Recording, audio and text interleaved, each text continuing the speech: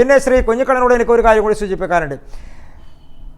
Andaman നിക്കോബാറിലെ cellular ജയിലുകളിൽ വിനായക ദമോദര സവർക്കർ കിടക്കുമ്പോൾ അതിൻ്റെ കാരണം എന്താണെന്നുള്ള ചരിത്രം കൂടി അങ്ങ് അതിൻ്റെ പിൻബലത്തിൽ എഴുതി തള്ളി എന്ന് പറയുന്ന കത്തിനെ കുറിച്ച് പറയുമ്പോൾ എങ്ങനെയാണ് അദ്ദേഹം ശിക്ഷിക്കപ്പെട്ടത് എന്നുള്ളത് പറയുമ്പോൾ അതിനുശേഷം അങ്ങയുടെ 2 വാചകം കൂടി കൂട്ടിച്ചേർത്ത് ഇതെല്ലാം ഹിന്ദുത്വ അജണ്ടയുടെ ഭാഗമാണ്, ഇതെല്ലാം രാജ്യവിരുദ്ധ നടപടിയുടെ ഭാഗമായിരുന്നു, ഇതെല്ലാം ബ്രിട്ടീഷ് നടപടിയുടെ ഭാഗമായിരുന്നില്ല എന്നങ്ങ് പറയാൻ ശ്രമിച്ചാൽ അതൊക്കെ തൊണ്ട തൊടാതെ വിടുങ്ങാൻ ഈ രാജ്യത്തെ ചരിത്രം അറിയുന്ന ആളുകളും ഈ രാജ്യത്തെ സാഹചര്യങ്ങളും സ്വാതന്ത്ര്യ സമരവും അതിൻ്റെ ചരിത്രങ്ങളും അറിയുന്ന ആളുകളും അന്നത്തെ നടപടികൾ അറിയുന്ന ആളുകളും ഇവർക്കെല്ലാം അറിയാമല്ലോ. ഇനി ഞാനൊന്ന് തിരിച്ചു ചോദിക്കട്ടെ, വയലാർ സമരത്തെ സംബന്ധിച്ച് എന്താ അങ്ങയുടെ അഭിപ്രായം? അത് സ്വാതന്ത്ര്യ സമരമായിരുന്നു. കയ്യൂർ മുറാഴ സമരത്തെ സംബന്ധിച്ച് സ്വാതന്ത്ര്യ സമരമായിരുന്നു. എന്തിനു വേണ്ടി ആ സമരങ്ങൾ നടന്നത്? ഏതെങ്കിലും സ്വാതന്ത്ര്യ സമരത്തിന്റെ ഭാഗമായി ശിക്ഷിക്കപ്പെട്ടിട്ടുള്ള ആളുകൾ ആ സമരത്തിൽ വിഷയങ്ങളിലേക്ക് പോകാൻ സമയമില്ലാത്തത് കൊണ്ടാണ് എനിക്കൊരു ഇടവേള വളരെ അനിവാര്യമായിരുന്നു. പക്ഷേ സംസാരിച്ചു വന്നപ്പോൾ അതിന് സമയം പോയി. ഞാൻ ഇടവേള അവസാനം കൊടുക്കാം. ശ്രീ കെ ടി ചെറിയൊരു മറുപടി എനിക്ക് അവസാനിപ്പിക്കണം. അല്ല മിസ്റ്റർ കൃഷ്ണദാസ്, താങ്കൾ സംഘപരിവാറിന് വേണ്ടിയിട്ട് ഈ ഉറക്കത്ത് പഴന്തുണി ചവക്കുന്നത് പോലെ എന്താണ് സവർക്കർ ദേശീയവാദിയാണെന്ന് പറഞ്ഞാൽ ചരിത്രമറിയാവുന്ന ഒരാളും അത് വിശ്വസിക്കാൻ പോകുന്നില്ല. നമ്മളെ കേൾക്കുന്ന ആൾക്കാർ ശിശുക്കളാണ് എന്ന് താങ്കൾ ചിന്തിക്കരുത്, അല്ലെങ്കിൽ അവർ വിഡ്ഢികളാണെന്നും താങ്കൾ ചിന്തിക്കരുത്. സാമാന്യ ചരിത്രബോധമുള്ളവരാണ്. മിസ്റ്റർ സവർക്കർ ഈ രാജ്യത്ത് മറാത്ത ബ്രാഹ്മൺ ആധിപത്യത്തെ തിരിച്ചു കൊണ്ടുവരാനുള്ള അഭിനവ് ഭാരത് പ്രസ്ഥാനം ഉണ്ടാക്കിയ ആളാണ്.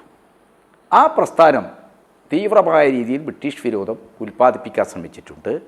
അതിലേക്ക് ആകർഷിക്കപ്പെട്ട ചെറുപ്പക്കാരെ ഉപയോഗിച്ച് Curzon വാലിയെയും ജാക്സനെയും വധിച്ചിട്ടുണ്ട്.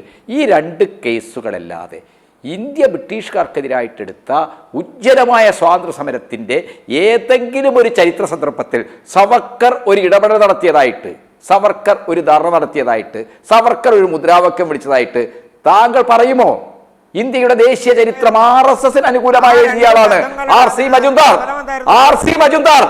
Mister Krishnadas, RC Majumdar, ദേശീയ ചരിത്രകാരൻ എന്ന് പറയുന്ന RC മജുംദാര്, ആ RC മജുംദാര് ഇന്ത്യയുടെ സ്വാതന്ത്ര്യ സമര ചരിത്രം ഹിന്ദുത്വത്തിന് അനുകൂലമായി എഴുതിയ ആള്. ആ RC മജുംദാർ പോലും സവർക്കറെ ഒരു ഘട്ടത്തിലും ദേശീയ സ്വാതന്ത്ര്യ സമരത്തിന്റെ ഭാഗമായിട്ടുള്ള ഒരു വ്യക്തിത്വമായിട്ട്, ഒരു കഥാപുരുഷനായിട്ട് കണ്ടിട്ടില്ല എന്ന കാര്യം നിങ്ങൾ അംഗീകരിക്കണം. മറ്റെല്ലാവരെയും വിടുക, നിങ്ങൾ ബിപിൻ ചന്ദ്ര ഉൾപ്പെടെയുള്ള എല്ലാവരെയും വിടുക. നിങ്ങൾ RC മജുംദാർ അദ്ദേഹം എഴുതിയ ചരിത്ര പുസ്തകത്തിൽ ഇന്ത്യയുടെ സ്വാതന്ത്ര്യ സമര ചരിത്രത്തിൽ ഇന്ത്യൻ സ്വാതന്ത്ര്യ സമരത്തിന്റെ ചരിത്രഗതിയും അതിന് നേതൃത്വം കൊടുത്ത കോൺഗ്രസും അതിനെ സമ്പുഷ്ടമാക്കിയ അതിലേക്ക് വലിയ സംഭാവനകൾ നൽകിയ വ്യത്യസ്ത ധാരകളും ഒക്കെ അടങ്ങുന്ന ഇന്ത്യൻ ദേശീയ പ്രസ്ഥാനത്തിന്റെ ബൃഹത്തായ ധാരയിൽ RSS ഇല്ല, ഹിന്ദു മഹാസഭയില്ല, ബ്രിട്ടീഷ് പൊളിറ്റിക്കൽ ഇന്റലിജൻസ് റിപ്പോർട്ടുകൾ ഇഷ്ടം പോലെയുണ്ട്.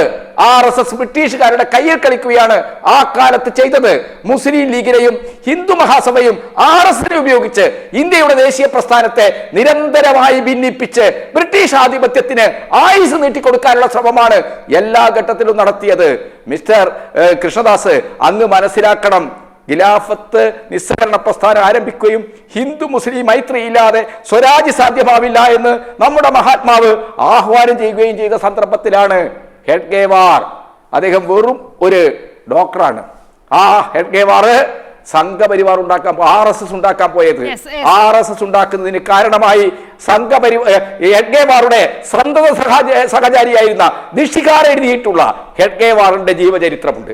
ആ ജീവചരിത്ര കൃതിയിൽ കൃത്യമായി പറഞ്ഞിട്ടുണ്ട്, ഹിന്ദു മുസ്ലിം മൈത്രി കണ്ട് മനം പടുത്തിട്ടാണ് ഗാന്ധിയുടെ നേതൃത്വത്തിലേക്ക് ഹിന്ദുക്കളും മുസ്ലിങ്ങളും ഒരേപോലെ അണിനിരക്കുന്നത് കണ്ടിട്ടാണ് ഹിന്ദുത്വത്തിന്റെ ആത്മാഭിമാനം വീണ്ടെടുക്കാൻ ഹിന്ദു മുസ്ലിം മൈത്രി ഇല്ലാതാകണം എന്ന ലക്ഷ്യത്തോടു കൂടി ഉണ്ടാക്കിയ സംഘടനയാണ് RSS. 1925